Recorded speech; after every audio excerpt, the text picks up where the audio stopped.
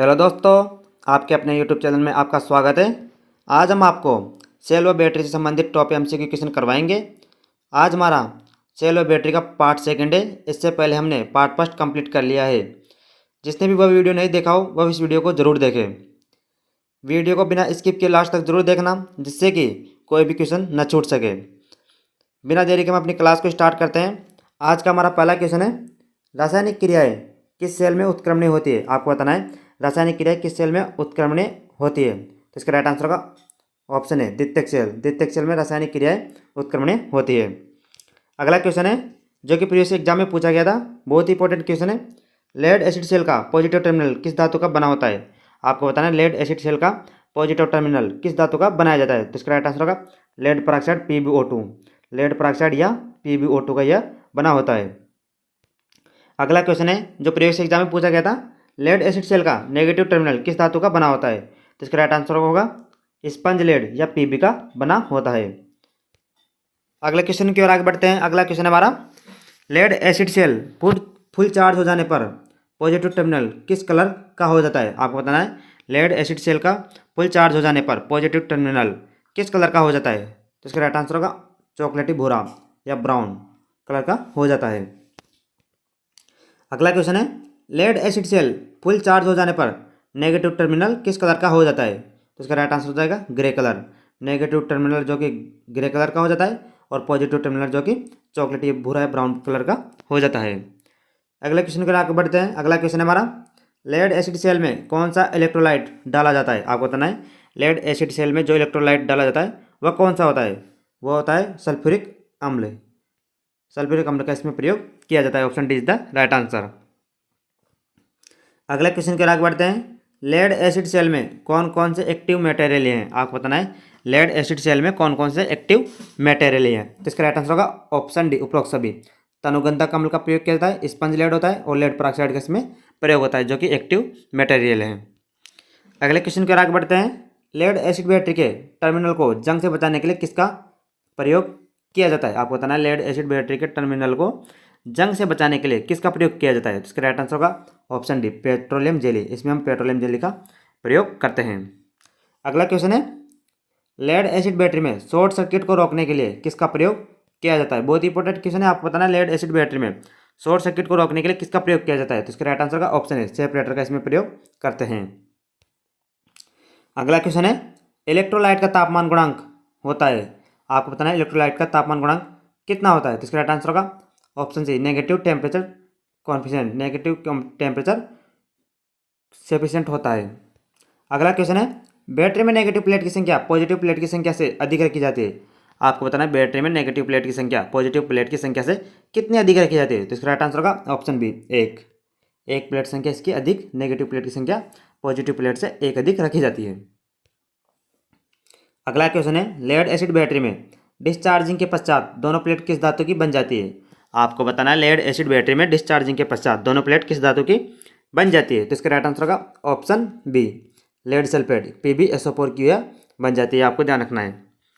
अगला क्वेश्चन है, lead acid battery में फुल चार्ज अवस्था में कितना विद्युत वाहक बल होता है।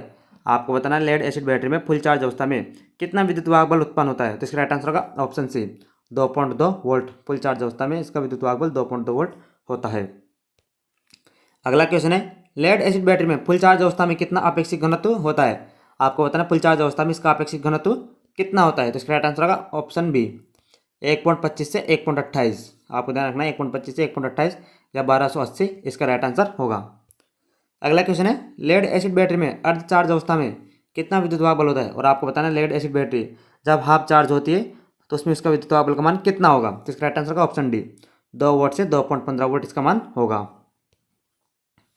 अगला क्वेश्चन है, लेड एसिड बैटरी में अर्ध चार्ज हाफ चार्ज अवस्था में कितना अपेक्षित घनत्व होता है। तो इसका राइट आंसर का ऑप्शन डी 120 से 1.20 से 1.25 तक इसका अपेक्षित घनत्व होता है। लेड एसिड बैटरी में डिस्चार्ज अवस्था में कितना विद्युत वाहक बल होता है। आपको बताना है लेड एसिड बैटरी में डिस्चार्ज अवस्था में कितना विद्युत वाहक बल होता है। तो इसका राइट आंसर का ऑप्शन सी 1.8 वोल्ट से कम इसका विद्युत वाहक बल का मान होता है। अगला क्वेश्चन है हमारा, लेड एसिड बैटरी में डिस्चार्ज अवस्था में कितना अपेक्षित घनत्व होता है। तो इसका राइट आंसर का ऑप्शन सी 1.18 से कम या 1180 से कम इसका अपेक्षित घनत्व होता है।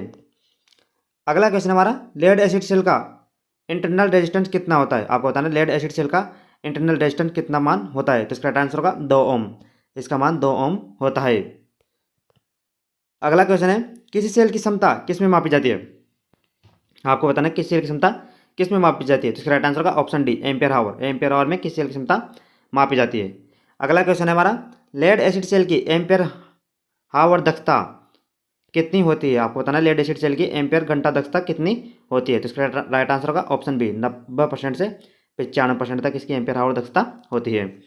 अगला क्वेश्चन है, लेड एसिड सेल के लिए इलेक्ट्रोलाइट तैयार किया जाता है। तो इसका राइट आंसर होगा ऑप्शन सी, सल्फ्यूरिक अम्ल को जल में घोलकर इलेक्ट्रोलाइट तैयार किया जाता है। अगला क्वेश्चन है, लेड एसिड सेल की वाट आवर दक्षता कितनी होती है? तो इसका राइट आंसर होगा 80% से 85% तक इसकी वाट घंटा दक्षता होती है। आपको ध्यान रखना है, वाट घंटा दक्षता और एम्पियर आवर दक्षता अलग अलग है। अगला क्वेश्चन है, लेड एसिड बैटरी के तले में जो गाद जमा होता है वह मिश्र धातु होता है। आपको बताना है लेड एसिड बैटरी के तले में जो गाद जमा होता है वह किसका मिश्र होता है। तो इसका राइट आंसर का option C, antimony lead alloy. Antimony lead alloy का लाद होता है। अगला क्वेश्चन है, रेड लेड की लुगदी से बने प्लेटों का कुछ अंश जड़ जाता है। इस प्रकार अधिक अशुद्धि तली में एकत्रित हो जाने पर प्लेटों में शॉर्ट सर्किट होने की संभावना पैदा हो जाती है। यह कौन सा दोष है? तो इसे हम सेडिमेंटेशन दोष कहते हैं। Option C is the right answer, sedimentation दोष कहलाता है। अगला क्वेश्चन है, सेडिमेंटेशन दोष के निवारण के लिए क्या करते हैं? तो इसका राइट आंसर का ऑप्शन सी, सेल में आसुद्ध जल डाला जाता है। सेडिमेंटेशन दोष को दूर करने के लिए सेल में आसुद्ध जल को डाला जाता है। अगला क्वेश्चन है, वायुमंडल की नमी तथा अम्ल के छिटकने के कारण सेल के कनेक्टर पर तांबे तथा लेड ऑक्साइड की एक सफ़ेद नीली परत पैदा हो जाती है। यह दोष कहलाता है। तो इसे हम कोरोजन दोष कहते हैं। Option B is the right answer.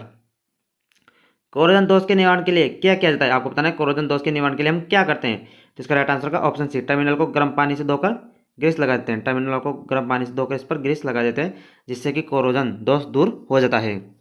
अगला क्वेश्चन है, लेड एसिड सेल को अधिक विद्युत धारा दर पर चार्जिंग अथवा डिस्चार्जिंग करने पर उसकी प्लेटों में ऐंठ जाने अथवा शॉर्ट सर्किट हो जाने की संभावना पैदा हो जाती है। यह दोष क्या कहलाता है? इस दोष को हम बकलिंग दोष कहते हैं। आपको ध्यान रखना है, लेड एसिड सेल को अधिक विद्युत धारा दर पर चार्जिंग अथवा डिस्चार्जिंग करने पर उसकी प्लेटों में ऐंठ जाने अथवा शॉर्ट सर्किट हो जाने की संभावना पैदा हो जाती है। यह दोष बकलिंग दोष कहलाता है। बहुत ही इंपॉर्टेंट क्वेश्चन है।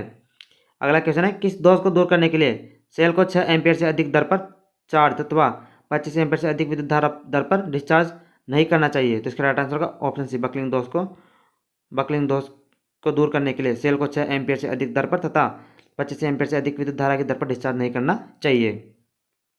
अगला क्वेश्चन है, यदि सेल सप्ताह से अधिक समय तक अप्रयोजित अवस्था में पड़ा रहे तो प्लेटों का लेड सल्फेट कड़ा होने लगता है और सेल की डिस्चार्जिंग कठिन हो जाती है। तो ये कौन सा दोष कहलाता है? आपको बताना है, यदि सेल सप्ताह से अधिक समय तक अप्रयोजित अवस्था में पड़ा रहे तो प्लेटों का लेड सल्फेट कड़ा होने लगता है और सेल की रिचार्जिंग कठिन हो जाती है। यह कौन सा दोष कहलाता है?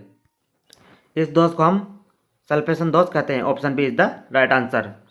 अगले क्वेश्चन के आगे बढ़ते हैं। अगला क्वेश्चन है हमारा, अपूर्ण चार्जिंग की वजह से कौन सा दोष होता है? आपको बताना है अपूर्ण चार्जिंग की वजह से कौन सा दोष उत्पन्न होता है। तो इसका राइट आंसर होगा ऑप्शन डी, सल्फेशन दोष, जो कि अपूर्ण चार्जिंग की वजह से उत्पन्न होता है।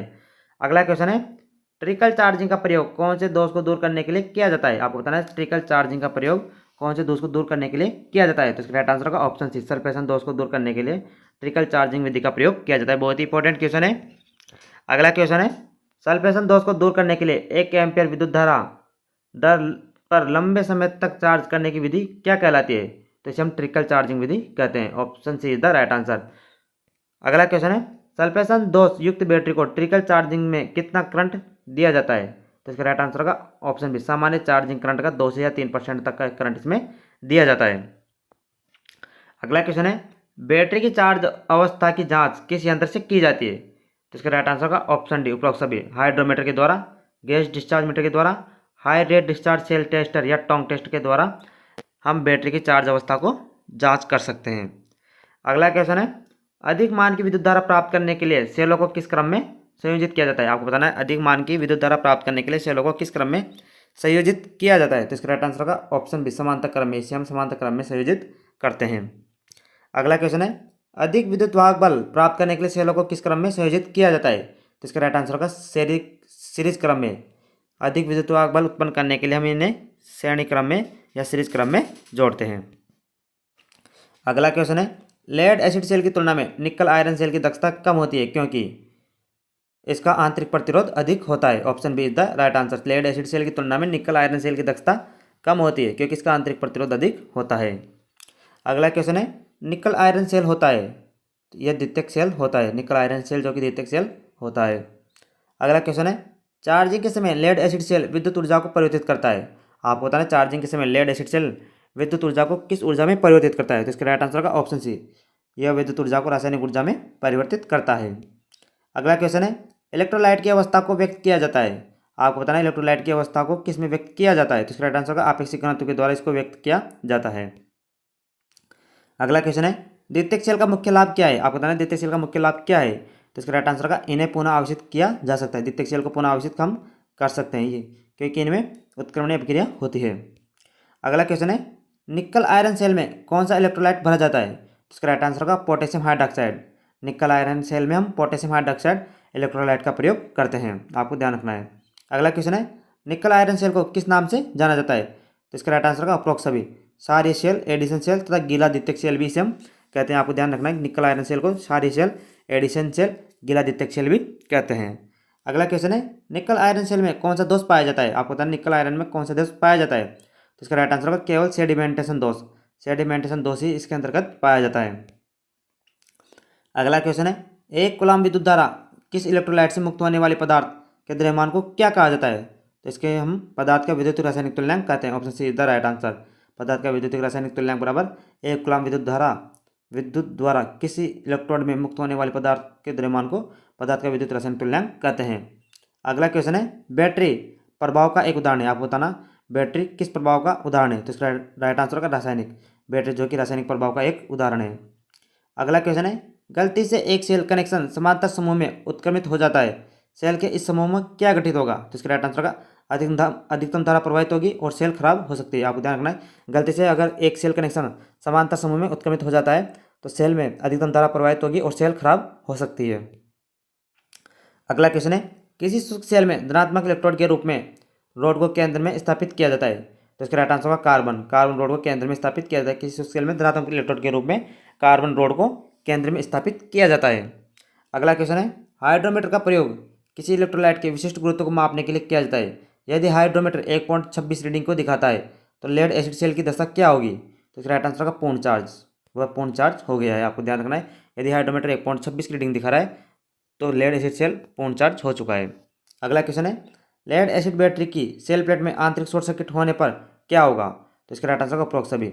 बैटरी पर्याप्त धारा तथा वोल्टेज नहीं लेती है, बैटरी चार्ज होने पर भी वोल्टेज नहीं बनाती है, बैटरी बिना लोड जोड़े डिस्चार्ज हो जाती है। तो ये पूरी घटनाएं इसके अंतर्गत होती है। अगला क्वेश्चन है, निम्नलिखित में से किस प्रकार की बैटरी को इमरजेंसी लाइट्स में उपयोग किया जाता है। तो इसका राइट आंसर होगा लेड एसिड बैटरी को इमरजेंसी लाइट्स में प्रयोग किया जाता है। अगला क्वेश्चन है, लेड एसिड सेल की तुलना में निकल आयरन से बने सेल होते हैं। तो इसका राइट आंसर होगा दक्षता कम होती है। लेड एसिड सेल की तुलना में निकल आयरन से सेल बने होते हैं, उनकी दक्षता कम होती है क्योंकि उनका आंतरिक प्रतिरोध अधिक होता है। अगला क्वेश्चन है, लेड एसिड सेल की दक्षता कितनी होती है। आपको बताना है लेड एसिड सेल की दक्षता कितनी होती है। तो इसका राइट आंसर होगा 90%। लेड एसिड सेल की दक्षता 90% के लगभग होती है। अगला क्वेश्चन है, निकल आयरन सेल की दक्षता कितनी होती है। तो इसका राइट आंसर होगा 80%। निकल आयरन सेल की दक्षता 80% होती है तथा लेड एसिड सेल की दक्षता 90% तक होती है। अगला क्वेश्चन है, निकल आयरन सेल की धनात्मक प्लेट को किस धातु से बनाया जाता है। तो इसका राइट आंसर होगा option C. Nickel iron cell की धनात्मक प्लेट को हम निकल से बनाते हैं। अगला क्वेश्चन है, निकल आयरन सेल की ऋणात्मक प्लेट किस धातु की बनी होती है। तो इसका राइट आंसर होगा ऑप्शन डी, ये आयरन की बनी होती है। अगले क्वेश्चन के आगे बढ़ते हैं। अगला क्वेश्चन हमारा, लेड एसिड बैटरी के अति भारण या ओवरलोड और अति निर्वहन के परिणाम स्वरूप क्या होगा। तो इसका राइट आंसर होगा बकलिंग का प्रभाव इसमें उत्पन्न होगा। ओवरलोड तथा अति निर्वहन के कारण बकलिंग का प्रभाव उत्पन्न होता है। अगला क्वेश्चन है, यदि किसी तरल में दो सुवाहक प्लेट डुबोई जाती है ताकि इनमें से विद्युत धारा प्रवाहित हो तो इसे हम क्या कहते हैं। तो इसे हम इलेक्ट्रोड कहा जाता है, इन्हें हम इलेक्ट्रोड कहते हैं। अगला क्वेश्चन है, निम्नलिखित में से क्या निकल कैडमियम सेल का एक लाभ है। तो इसका राइट आंसर होगा यह इलेक्ट्रोलाइट एसिड नहीं होता है, इसमें इलेक्ट्रोलाइट एसिड नहीं होता है, यह इसका एक लाभ है। अगला क्वेश्चन है, एक अपघटनीय विलयन में जब विद्युत धारा प्रवाहित की जाती है तो फैराडे के पहले नियम के अनुसार कौन सा संबंध सही है। तो इसका राइट आंसर होगा M बराबर ZIT। आपको ध्यान रखना है M बराबर ZIT। अगला क्वेश्चन है, जब एक विलयन में से विद्युत धारा गुजरती है तो एक प्रभाव उत्पन्न होता है। तो इसका राइट आंसर होगा रासायनिक प्रभाव। जब एक विलयन में से विद्युत धारा गुजरती है तो इसमें एक रासायनिक प्रभाव उत्पन्न होता है। अगला क्वेश्चन है, एक तत्व के विद्युत रासायनिक तुल्यांकन का मापन का उपयोग करके किया जा सकता है। तो इसका राइट आंसर होगा वोल्टामीटर। एक तत्व के विद्युत रासायनिक तुल्यांकन का मापन वोल्टामीटर का उपयोग करके किया जा सकता है। अगला क्वेश्चन है, क्षारीय बैटरी में प्रयुक्त विद्युत अपघट्य कौन सा होता है। तो इसका राइट आंसर होगा पोटेशियम हाइड्रोक्साइड। क्षारीय बैटरी में प्रयुक्त विद्युत अपघट्य जो कि पोटेशियम हाइड्रोक्साइड होता है।